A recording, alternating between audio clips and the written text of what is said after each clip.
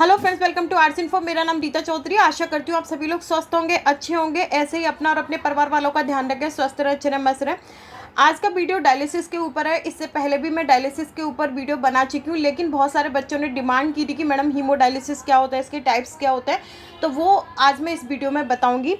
Dialysis की बात करते हैं तो डायलिसिस में आपको सभी को पता होगा। देखिए, डायलिसिस प्रोसेस क्या है, जिसमें कि हम नाइट्रोजनस वेस्ट प्रोडक्ट को निकालते हैं, साथ के साथ टॉक्सिन सब्सटेंसेस को निकालते हैं, एक्सेस वाटर को निकालते हैं, और एक्सेस सॉल्ट को, मतलब जितना टॉक्सिन सब्सटेंसेस है, नाइट्रोजनस वेस्ट है, एक्सेस वाटर है, मतलब ज़्यादा फ्लूइड जितना हमारी बॉडी को चाहिए, उससे ज़्यादा फ्लूइड अगर हमारी बॉडी में है तो उसको निकालते हैं, और उतने अगर बॉडी में ज़्यादा सॉल्ट है तो उसको निकालते हैं डायलिसिस की हेल्प से। ठीक है। अब डायलिसिस जो होता है ये दो प्रकार का होता है। एक क्या होता है, एक हीमोडायलिसिस होता है, और दूसरा क्या होता है इसमें, पेरिटोनियल डायलिसिस। हीमोडायलिसिस की बात करें, जब भी हम हीमोडायलिसिस करेंगे हमें मशीन की नीड होगी, और अगर पेरिटोनियल डायलिसिस की बात करें तो ये मैनुअल मीन्स विद मशीन और विदाउट मशीन भी हो जाती है।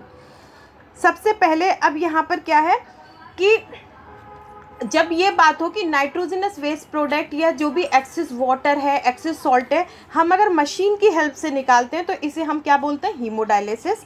और अगर इसको हम मैनुअली या मशीन की हेल्प से, एपीडी मशीन की हेल्प से निकालते हैं तो उसे हम क्या बोलते हैं, peritoneal dialysis. Generally peritoneal dialysis को मैनुअली ही किया जाता है, प्रेफर किया जाता है। सबसे पहली जो डायलिसिस ट्रीटमेंट हुई थी वो कब हुई थी, 1945 में, और किसने किया था, विलियम कॉफ ने। इसीलिए विलियम कॉफ को फादर ऑफ डायलिसिस भी बोला जाता है। कहीं कहीं पे आपको थॉमस ग्राहम भी मिलेगा, तो दोनों ही ऑप्शन सही है। अगर विलियम कॉफ और थॉमस ग्राहम एक साथ है तो भी आपका राइट होगा। ठीक है। और अगर केवल विलियम कॉफ दिए हुए हैं या थॉमस ग्राहम दिए हुए हैं तो भी आंसर राइट होगा, क्योंकि दोनों ही को फादर ऑफ डायलिसिस बोला जाता है। अब ये डायलिसिस किन लोगों में होती है, ये डायलिसिस उन लोगों में होती है जिनकी दोनों किडनियों ने काम करना बंद कर दिया होता है। तो यहाँ से मैंने देखिए हीमोडायलिसिस और डायलिसिस का बता दिया, पेरिटोनियल डायलिसिस का बता दिया। सभी लोगों को पता होगा, तो मुझे लगता नहीं है कि मैं ज़्यादा डीपली जाऊँ इसमें। फिर भी अगर आपको डीपली वीडियो चाहिए तो इसका ऑलरेडी वीडियो है, वहाँ आप देख सकते हैं। इसके बाद आता है हीमोडायलिसिस एपरेटस। एपरेटस का मतलब क्या है कि हीमोडायलिसिस के लिए हमें क्या क्या चीज़ों की ज़रूरत होगी मेनली। तो हीमोडायलिसिस करने के लिए हमें डायलाइज़र की ज़रूरत होगी, डायलिसिस सॉल्यूशन की, जिसे हम डायलाइजेट या पार्ट ए पार्ट बी के नाम से भी जानते हैं, वास्कुलर एक्सेस जैसे कि फिस्टूला, ग्राफ्ट, या आपका फिमोरल कैथेटर, जुगुलर कैथेटर, परमाकैथ, ठीक है, ये सारा, या सबक्लेवियन कैथेटर, इसकी ज़रूरत होती है। इसके अलावा ब्लड ट्यूबिंग की और जो आईवी सेट वगैरह होता है उसकी ज़रूरत रहेगी। मशीन की ज़रूरत होती है, साथ के साथ पावर और मैकेनिक मशीन की ज़रूरत होगी, जिसके थ्रू हम डायलिसिस को हीमोडायलिसिस को परफॉर्म करेंगे। अब प्रोसीजर की बात करते हैं। तो देखिए, सभी लोग जो भी डायलिसिस में हैं उनको हीमोडायलिसिस प्रोसीजर पता होगा, सिवाय स्टूडेंट्स के, जो न्यू स्टूडेंट हैं। तो उनके लिए मैं एक थ्योरी आप खुद भी पढ़ लें, लेकिन मैं नॉर्मली बाय डायग्राम आप लोगों को समझा देती हूँ। देखिए, ये जो डायग्राम है यहाँ पर मैंने लिया है, लेकिन यहाँ पे थोड़ी कमी है, तो मैं इस डायग्राम को ऐसे शो नहीं कर रही हूँ, फिर भी मैं आपको बता देती हूँ। देखिए, डायलिसिस में होता क्या है। सबसे पहले हम कोई वास्कुलर एक्सेस लेते हैं। मान लीजिए कि किसी भी पेशेंट को हम वास्कुलर एक्सेस बनाते हैं, जैसे कि यहाँ पर उसका फिस्टुला बना हुआ है, तो हमेशा फिस्टुला साइड की तरफ हम क्या लगाते हैं, आर्टीरियल निडल को, और इस आर्टीरियल निडल से थोड़े से इंच दूर, 3 to 4 इंच की डिस्टेंस पे हम क्या लगा देते हैं, वीनस निडल को। मोस्ट प्रोबेबली जो निडल लगती हैं वो अपोजिट डायरेक्शन में लगती हैं, लेकिन अगर कोई ऑप्शन नहीं होता है तो हम सेम डायरेक्शन में भी लगा सकते हैं। डिपेंड करता है कि कैसे वेन डेवलप हुई है फिस्टुला की। फिस्टुला को मैच्योर होने में 1 से 1.5 महीने का टाइम लगता है, और वास्कुलर जैसे कि कैथेटर की बात करें तो आज बनाए तो आप शाम को यूज़ कर सकते हैं या कल भी यूज़ कर सकते हैं। ग्राफ्ट 1 वीक का टाइम लगता है मैच्योर होने में। इसके बाद क्या करते हैं, जैसे कि मानिए कि हमने आर्टीरियल निडल लगा दी यहाँ पर, वीनस निडल लगा दी यहाँ पे। अब ब्लड ट्यूबिंग की हेल्प से हम आर्टीरियल निडल के थ्रू ब्लड ट्यूबिंग में क्या लेते हैं, ब्लड लेते हैं, जैसे कि यहाँ पे आप देख पा रहे होंगे। ब्लड लेंगे और इस ब्लड को ब्लड पंप की हेल्प से क्या किया जाता है, पंप किया जाता है, और इसे कहाँ भेजा जाता है, डायलाइज़र में। डायलाइजर में क्या होता है, एक तरफ से ब्लड आ रहा होता है ऊपर से और नीचे से, जैसे कि यहाँ पे ये 2 कैन शो हो रही हैं, ये 2 कैन का एक ही पार्ट होता है, जो कि यहाँ पे थोड़ा सा गलत है, ठीक है। तो जो फ्लूइड होता है, जो पार्ट ए पार्ट बी होता है, वो नीचे की तरफ से जाता है। इसके बाद क्या होता है, नीचे से फ्लूइड जा रहा है, ऊपर से ब्लड जा रहा है। यहाँ पर क्या होगा, ये आपस में एक दुश्मन की तरह से टकराएंगे और यहाँ पर काउंटर करंट मैकेनिज्म के थ्रू क्या होगा, फिल्ट्रेशन होगा, अल्ट्रा फिल्ट्रेशन डिफ्यूज़न प्रोसेस होगा, जिसके थ्रू अल्ट्रा फिल्ट्रेशन के थ्रू हमारा जो भी पानी है एक्सेस में, वो क्या होगा, वो बाहर निकल जाएगा। साथ के साथ जो भी टॉक्सिन्स वगैरह जो होंगे वो डिफ्यूज़न वगैरह के थ्रू निकल जाएंगे।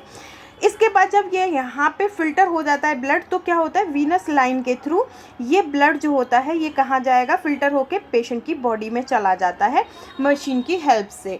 तो ये जो पूरा प्रोसेस है ये क्या कहलाता है, हीमोडायलिसिस कहलाता है। इसके बाद हम बात करते हैं, हमेशा ध्यान रखिए कि ड्रेनिंग लाइन जो है ऊपर साइड से होती है और ये जो जितना भी एक्सेस फ्लूइड वगैरह होता है वो ड्रेनिंग लाइन के थ्रू बाहर निकल जाता है। अब बात करते हैं types of complication of haemodialysis की। जिस कॉम्प्लिकेशन ऑफ हीमोडायलिसिस पे बाकायदा मैंने अलग अलग से एक कॉम्प्लिकेशन का वीडियो बनाया हुआ है, लेकिन अगर कॉमन में बात करते हैं तो 2 तरह के कॉम्प्लिकेशंस होते हैं ड्यूरिंग हीमोडायलिसिस, पेशेंट कॉम्प्लिकेशन और टेक्निकल कॉम्प्लिकेशन। पेशेंट कॉम्प्लिकेशन की बात करते हैं तो इसमें क्या क्या इंक्लूड होता है, hypotension, dialysis disequilibrium syndrome, muscles cramps, nausea, vomiting, hypertension, fluid overload, hypoglycaemia, itching, back pain, body pain, fever and chills, chest pain, bleeding, abdominal discomfort, headache और पायरोजन रिएक्शन। टेक्निकल कॉम्प्लिकेशन की बात करते हैं तो इसमें clotting, blood leak, air embolism, haemolysis, dialyser reaction और exsanguination. इसका मतलब होता है कि बहुत ज़्यादा ब्लड का लॉस हो जाना, ठीक है। इसका मैंने पर्टिकुलर एक वीडियो बनाया हुआ है सभी टॉपिक्स पे, तो आप देख सकते हैं। अब different form of haemodialysis, haemodialysis की डिफरेंट फॉर्म होती हैं, जैसे कि आपने सुना होगा CRRT भी होती है और आपके स्लड वगैरह भी होती है। उसके अलावा ये सारी चीज़ें जो हैं एक फॉर्म में कलेक्ट होती हैं। जैसे कि नॉर्मल अगर हम हीमोडायलिसिस की बात करते हैं तो ये क्या होती है, सेंटर हीमोडायलिसिस। जो डायलिसिस सेंटर पर होती है, मीन्स की हॉस्पिटल वगैरह में होती हैं, उन्हें हम क्या बोलते हैं, सेंटर हीमोडायलिसिस बोलते हैं। या किसी डायलिसिस सेंटर पे होती हैं, उन्हें हम क्या बोलते हैं, सेंटर हीमोडायलिसिस बोलते हैं। और ये जो डायलिसिस होती हैं ये हफ्ते में थ्राइस से वीक होती हैं और 3 से 4 घंटे की रहती हैं। होम हीमोडायलिसिस की बात करते हैं तो होम हीमोडायलिसिस जो होती है किन लोगों में की जाती है, कुछ तो ऐसे लोग होते हैं जो कि हॉस्पिटल आना नहीं चाहते इन्फेक्शन वगैरह की वजह से, तो उन लोगों के लिए, उन एडल्ट्स के लिए, और कुछ ओल्डर एज पेशेंट होते हैं जिन्हें हॉस्पिटल आने में तकलीफ होती है, उनको होम हीमोडायलिसिस प्रोवाइड की जाती है, मतलब घर पे ही डायलिसिस प्रोवाइड की जाती है। सेम प्रोसीजर रहता है, लेकिन यहाँ पे पेशेंट का जो हीमोडायलिसिस में अगर पेशेंट चाहता है तो टाइम सेशन बढ़ जाता है। मतलब ये टाइमिंग जो होता है ये 4 से ना हट के 6 आवर भी हो सकता है, 8 आवर्स भी, मतलब ये डायलिसिस की स्लिड वाली फॉर्म में भी चला जाता है होम हीमोडायलिसिस। इसके अलावा ये वाली जो डायलिसिस होती है, क्योंकि इसकी बात करते हैं तो यहाँ पर क्या होता है, the patient and caretaker are trained. यहाँ पर मोस्टली जो पेशेंट होता है, पेशेंट तो नहीं, पेशेंट के साथ में जो भी केयर टेकर होता है उसको ट्रेंड कर दिया जाता है होम हीमोडायलिसिस के लिए। और होम हीमोडायलिसिस जो होती है शॉर्ट साइकिल भी हो सकता है, या फिर ये 5 to 7 शॉर्टर सेशन भी, मतलब लंबा सेशन भी ले सकते हैं होम हीमोडायलिसिस में और शॉर्ट सेशन भी ले सकते हैं। ये डिपेंड करता है पेशेंट की बिलिंग के ऊपर। बाकी जो फ्रिक्वेंसी है, देखिए अगर शॉर्ट ले रहा है तो उसे जैसे मानिए कोई पेशेंट हफ्ते में 2.5 घंटे की डायलिसिस ले रहा है तो उसको कम से कम हफ्ते में 3 से 4 सेशन कराने पड़ेंगे। अगर वो 6-6, 8-8 घंटे की डायलिसिस ले रहा है तो वहीं पे उसे 2 या 3 सेशन में काम खत्म हो जाएगा, जैसे सेंटर पे हीमोडायलिसिस पे हम करते हैं। फिर आता है नॉक्ट्यूरल हीमोडायलिसिस। नॉक्ट्यूरल हीमोडायलिसिस जो होती है ये जनरली सेंटर पे भी की जाती है और होम पे भी, घर पे भी की जाती है। This session are also treatment. ये सेशन में 6 से 8 आवर लगते हैं और नाइट के समय पेशेंट जब सो रहा होता है तब ज़्यादा प्रेफर करता है। Patient generally receive nocturnal haemodialysis 3 to 6 night each week. Nocturnal haemodialysis के लिए क्या होता है, पेशेंट जो है 3 to 6 night each week dialysis को प्रेफर करता है। और ये डिपेंड करता है कि वो उसकी बॉडी किस तरीके से उसको टॉलरेट कर रही है। ऐसा नहीं है कि वो 3 से 6 ही डायलिसिस लेगा, ये डिपेंड करता है। अगर उसकी बॉडी 4 बार डायलिसिस को रिसीव कर रही है या 2 बार मतलब टॉलरेट कर रही है, तो उसके अकॉर्डिंग हम लोग करते हैं। Advantage of haemodialysis. हीमोडायलिसिस के एडवांटेज क्या होते हैं?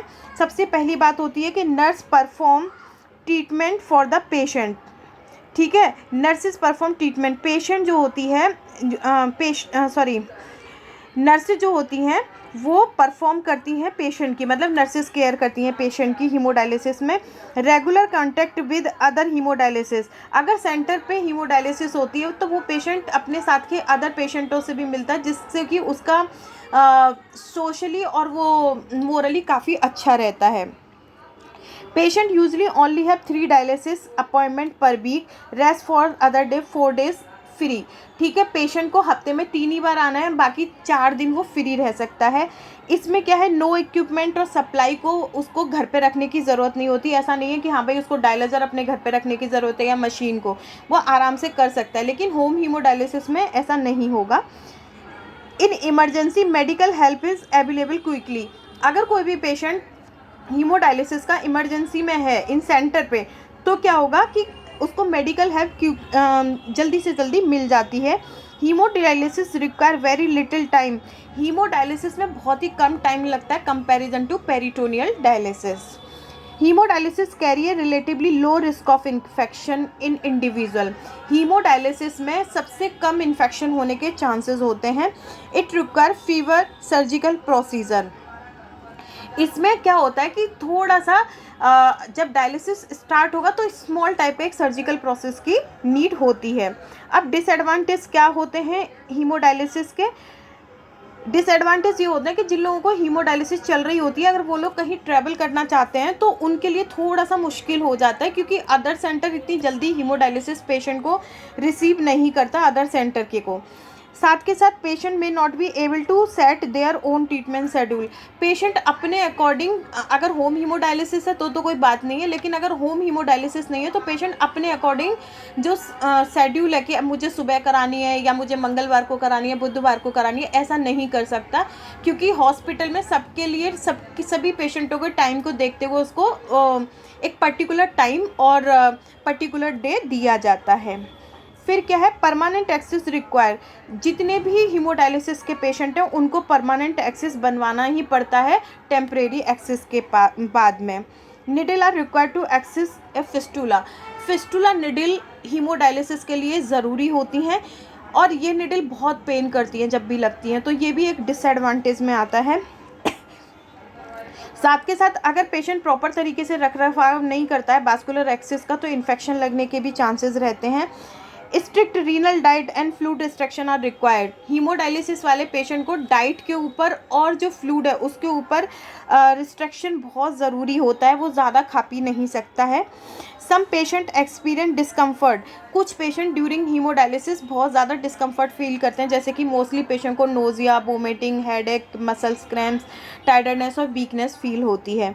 नेक्स्ट है haemodialysis schedule must be strictly kept, haemodialysis schedule जो होता है उसको मतलब ऐसे स्ट्रांगली जो होता है उसको फॉलो करना होता है, अगर ऐसा नहीं करेगा तो उसका शेड्यूल जो है चेंज हो जाएगा और क्या करना पड़ेगा, उसको अपनी डायलिसिस स्किप भी करनी पड़ती है कभी कभी। If undergoing home haemodialysis partner must be home and must be involve in the nursing, अगर होम हीमोडायलिसिस हो रही है तो ऐसा नहीं है कि उसके घर वाले उसकी डायलिसिस कर दें, उस पेशेंट को नर्सिंग स्टाफ या कोई भी टेक्नीशियन बुलाना ही पड़ता है, जिसके उसे अलग से चार्ज देने होते हैं। अगर होम स्पेस वाली डायलिसिस हो रही है तो वहाँ पे पंपिंग की और प्रॉपर इलेक्ट्रिसिटी की नीड होती है, साथ के साथ एक आरओ सिस्टम की भी, ऐसे पोर्टल आरओ जाता है लेकिन फिर भी उसके घर में जो पानी आ रहा है वहाँ पर भी ऐसी नीड होती है कि सही पानी आए। तो ये थे डिसएडवांटेज टाइप्स ऑफ हीमोडायलिसिस। आशा करती हूँ कि अच्छा लगा होगा वीडियो, तो आप लाइक ज़रूर करें। Thank you.